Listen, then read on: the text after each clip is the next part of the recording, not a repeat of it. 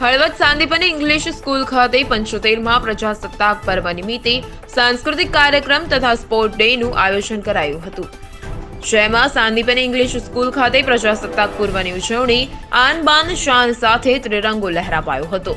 સ્કૂલના managing director doctor Shwetaben ઠક્કરના હસ્તે ધ્વજવંદન કરવામાં આવ્યું હતું। બાળકોને સુપુષ્ટ શક્તિને ખીલવવા એન્યુઅલ સ્પોર્ટ ડેનું આયોજન કરવામાં આવ્યું। 800 થી વધુ વિદ્યાર્થીઓએ ભાગ લીધો હતો। દેશભક્તિના જુદા જુદા ગીતો પર સાંસ્કૃતિક કાર્યક્રમો, વિદ્યાર્થીઓ દ્વારા પરેડનું આયોજન કરવામાં આવ્યું। વિદ્યાર્થીઓમાં રહેલી સુષુપ્ત શક્તિઓ અને દિન પ્રતિદિન લુપ્ત થતી રમતો જાગૃત કરવા માટે રમતોત્સવનું આયોજન કરાયું। 100 મીટર, 200 મીટર દોડનું પણ આયોજન કરવામાં આવ્યું।